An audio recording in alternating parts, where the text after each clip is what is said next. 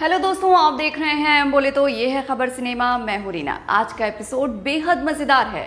Money heist universe की वापसी, दिशा पाटनी का हॉलीवुड डेब्यू और गदर 3 पर बड़ा अपडेट। तो चलिए शुरू करते हैं।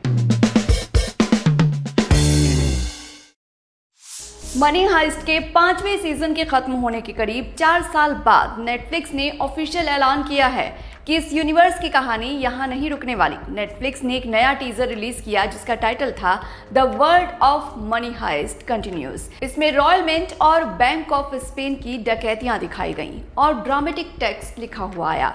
सीरीज के ऑफिशियल इंस्टा हैंडल पोस्ट किया गया जिसका कैप्शन था बेला चाओ अभी भी बज रहा है। वैसे सीजन 6 की ऑफिशियल घोषणा अभी नहीं हुई है, लेकिन अटकलें हैं कि इंस्पेक्टर एलिशिया पर केंद्रित एक स्पिन ऑफ सीरीज और प्रोफेसर की वापसी दोनों हो सकती हैं।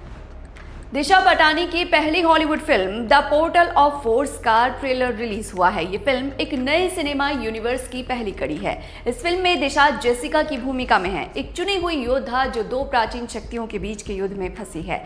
फिल्म में उनके साथ केविन स्पेसी और एरिक रॉबर्ट्स जैसे एक्टर्स हैं। खास बात यह है कि केविन स्पेसी 2 दशकों से ज्यादा वक्त के बाद डायरेक्शन में वापसी कर रहे हैं। फैंस ने ट्रेलर में दिशा की एक्शन कोरियोग्राफी और स्क्रीन प्रेजेंस की तारीफ की। जल्द ही दिशा की आवारापन 2 भी आएगी, यानी दिशा पटानी के लिए ये साल अब तक का सबसे बड़ा साल है।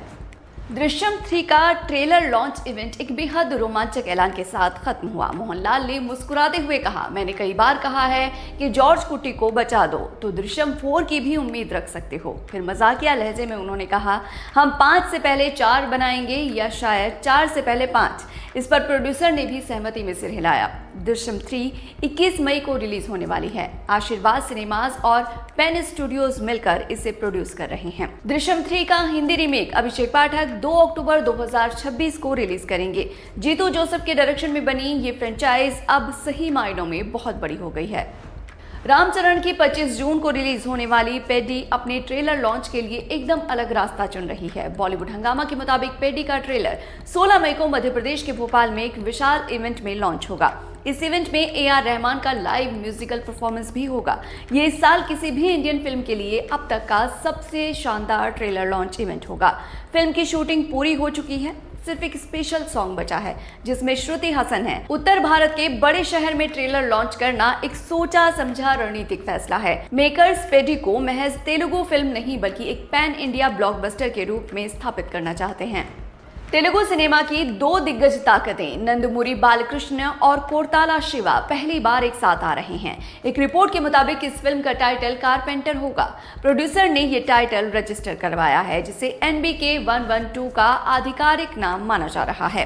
टाइटल एक बार फिर कोरताला शिवा स्टाइल में है। खास बात यह है कि कोरताला शिवा ने आचार्य में चिरंजीवी को भी बढ़ाई दिखाया था, यानी वो इस प्रोफेशन के प्रतीकवाद से एक खास नाता रखते हैं। संगीतकार अनिरुद्ध रविचंद्र का ये बालकृष्ण के साथ पहला कोलैब होगा और कोरताला शिवा के साथ देवरा के बाद दूसरा। फीमेल लीड के लिए विद्या बालन के नाम पर विचार चल रहा है। इसकी शूटिंग जुलाई में शुरू होगी। 2027 की गर्मियों में रिलीज का प्लान है। गदर 3 पर अचानक से एक बड़ी खुशखबरी आई है जिससे सनी देओल फैंस खुश हो गए हैं। गदर एक प्रेम कथा और गदर 2 की एक्ट्रेस अमीषा पटेल ने एक्स पर एक पोस्ट से पूरी इंडस्ट्री में हलचल मचा दी। उन्होंने लिखा, गदर 3 पक्का आएगी और जब आएगी थिएटर में हंगामा मच जाएगा।